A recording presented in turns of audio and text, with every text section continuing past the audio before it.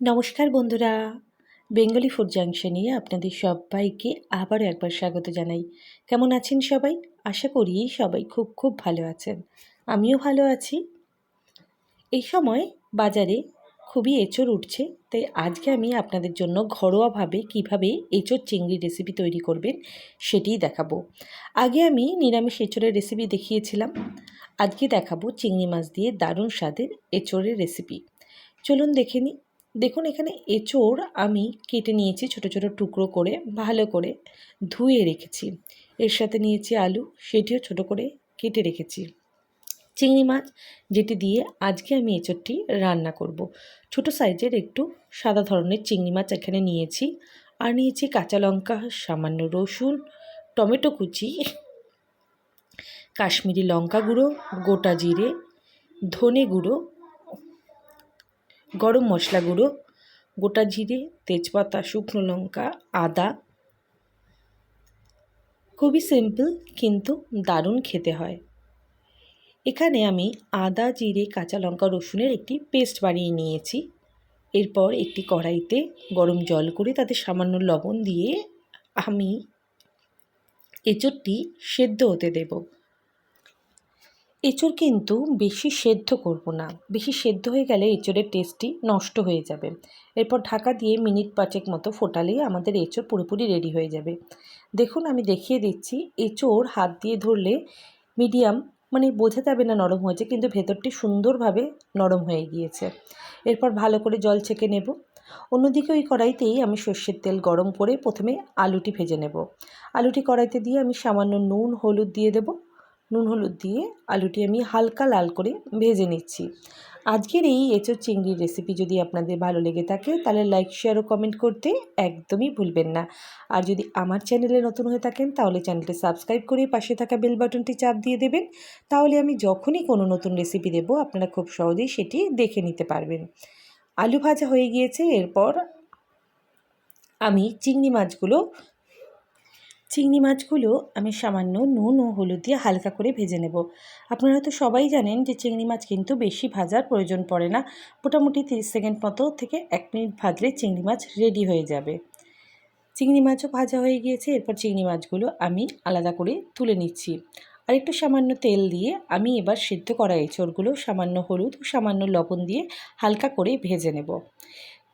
এঁচোড়ও কিন্তু বেশি ভাজার বা বেশি সিদ্ধ করার প্রয়োজন নেই। এই এঁচোড়টি ঘরোয়াভাবে তৈরি, কিন্তু খেতে কিন্তু অসাধারণ হয়ে থাকে। আপনারা বাড়িতে এরকমভাবে একবার এঁচোড় চিংড়ি ট্রাই করতে পারেন।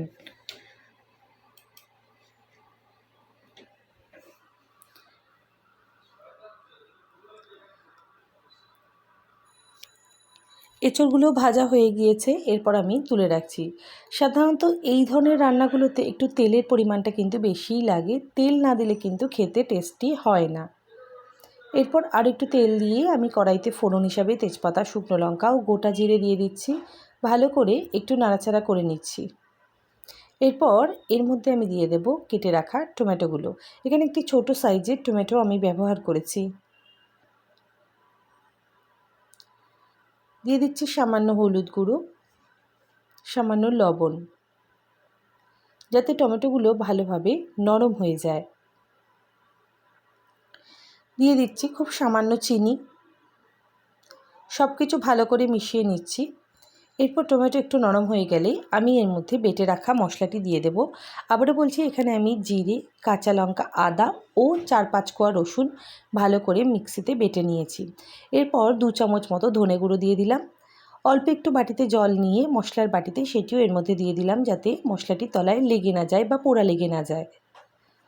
ভালো করে মশলা কষিয়ে নেওয়ার পর এরপর দিয়ে দিচ্ছি 1 চামচ মতো কাশ্মীরি লঙ্কার গুঁড়ো। এটি অবশ্যই কালারের জন্য, তাহলে এঁচোড় চিংড়ির কালারটি খুবই সুন্দর হবে।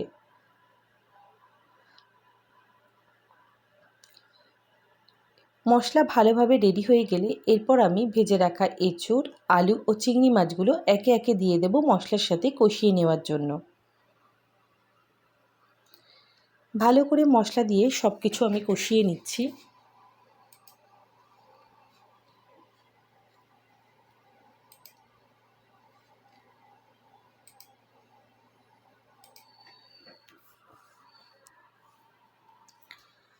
মশলা কষানো হয়ে গেলে এঁচোড়ের সাথে এরপর আমি দিয়ে দিচ্ছি এর মধ্যে গরম জল। অবশ্যই চেষ্টা করবেন এই ঝোলটিতে গরম জল দেওয়ার। একটু বেশি ঝোল দিচ্ছি যাতে ভালো করে সব কিছু ফুটে নরম হয়ে যায়। দিয়ে দিচ্ছি স্বাদ অনুযায়ী আরেকটু লবণ, ওপর থেকে সামান্য গরম মশলার গুঁড়ো। এরপর মিনিট 5-7 ফুটিয়ে নিয়ে হাই ফ্লেমে রান্না করলে আজকে আমাদের এঁচোড় চিংড়ি পুরোপুরি রেডি হয়ে যাবে। দেখুন কি দারুণ কালার এসেছে এবং খেতেও কিন্তু খুবই দারুণ হয়েছিল।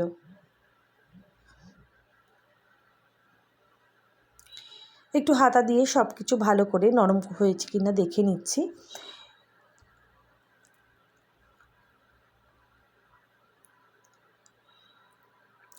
দারুণ স্বাদের এই এঁচোড় চিংড়ি পুরোপুরি রেডি। এরপর আপনারা গরম গরম পরিবেশন করুন। আমি তেজপাতা দুটো বাইরে ফেলে দিয়েছি। ব্যাস, আজকের রেসিপি যদি আপনাদের ভালো লেগে থাকে তাহলে অবশ্যই কমেন্ট করে জানাবেন। ধন্যবাদ সবাইকে ভিডিওটি দেখার জন্য। সবাই ভালো থাকবেন, সুস্থ থাকবেন। শুভরাত্রি।